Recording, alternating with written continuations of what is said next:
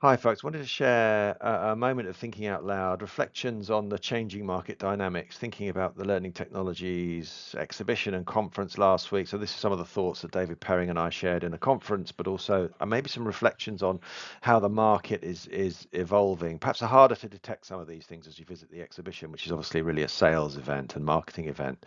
So the economy is playing its hand, on the industry as always. The most important driving factor despite the rhetoric and conversation about AI. It's the economy that really sets the scene. Budgets remain tight for the third, perhaps consecutive year. In previous years, digital learning has been relatively buoyant as sort of classroom budgets were squeezed in favour of digital spend in harder times. That equation is really sort of broken down now, and digital learning is looking for growth in its own terms in a tough economy. So lots of providers struggling for growth and if not declining. So there's a real momentum built and now become a sort of a bit of a mainstream behaviour of looking for value over volume. Vendors trying very hard now to help buyers understand what that value looks like, and also to offer points of proof and support for their investment as well, which is a really encouraging. I think there's been a lot of conversation about that, but much more meaningful movement on that in the last 18 months, I think, or perhaps a little bit more. Lots of customers are looking to simplify supply chains.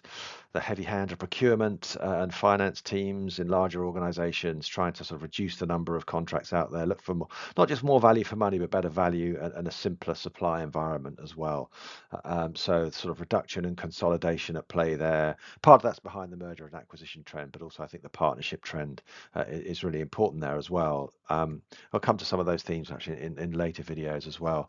The content value equation is being changed by AI, and I think this is perhaps the most important factor in the industry overall. That it used to be that if there was a useful idea available as an author or a creator of content, you would wrap that idea into a content format, and then you would sell that format. You'd sell that book, you'd sell that video, you'd sell that SCORM object, or you'd sell that PDF report, etc. Now those ideas have been sort of unpackaged and unbundled by generative AI. So what's the economic model for content now? How do you try and defend that value when the ideas are directly accessible through AI? So there's some really important implications for the ownership of intellectual property there. More generic subjects, perhaps like leadership and management, under threat more than specialized areas. A higher premium for strong signals of differentiation and expertise, maybe brands, institutions, etc. That's going to be interesting to see how that unfolds. And I think it's a little bit opaque to understand what's the future for the economic model for the future for content creators. If you can't sell your ideas through content wrappers and into content formats, then what's that model? I know no answers to that yet, but I think that's a really interesting pressure on the market, and it's changing the way vendors are thinking about their future plans as well as that value equation starts to unravel. And obviously there is a more direct AI impact in terms of what the technology can do. So boundaries are blurring as not everyone, well, everyone has access to the same technology capability, I guess, and everybody has access to the latest, the best thing at the same time. So what are those points of differentiation? You can't differentiate on technology so readily now. So you need service, you need data, and I think you need consulting capability as well. I'll come back to those, but those are three areas where we've seen perhaps the best vendors in digital learning certainly differentiate more. And we see synthetic media providers becoming content authors, learning systems providers becoming content service providers, and content authoring tool providers as well. We're seeing a lot of sort of blurring of traditional boundaries there as sort of specialisms become harder to defend, and this more than media alone trend picks up. So more focus on simulations, for example, on sort of coaching tools, practice and rehearsal of skills, etc., more than consumption. And there's this sort of, I think there's a promise of really rich data potential as well from these experiences that AI can create.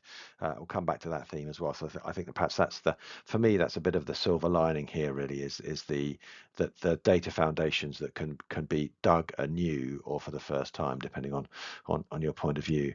Anyway, so those sort of three forces are playing out at the industry at the moment. It's much harder to tell as you look around an exhibition like Learning Technologies that vendor strategies are starting to fundamentally change as these business model impacts play out.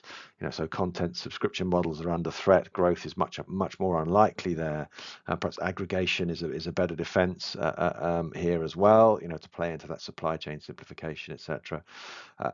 Products and tools are being added to content provision, partly to offer a sort of a different licensing model, a different pricing model, software licensing alongside, or perhaps over time in replacement of those subscription models, but also to supplement the value available. There's a much more focus on the development, practice, and rehearsal of skills and the validation of skills over content. Although I think skills validation is being overplayed. We'll come back to that another time.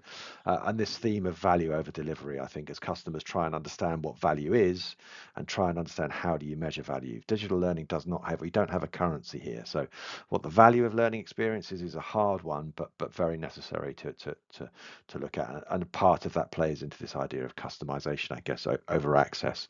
Lots of providers looking to make their services and products much more relevant to the customer and the employee experience than sort of a generic offer might have done in the past. So those are some of the trends I guess we've seen as vendor strategies really start to change and the market starts to respond to some of these pressures. Anyway, I'd be interested to know if you've seen that, if you've heard this before. Are you observing this? If you're a provider, does this make sense? If you're a customer, are you noticing this? And who are you seeing perhaps respond to it best as well? Anyway, so some initial thoughts, more to come, but thank you for listening if you did.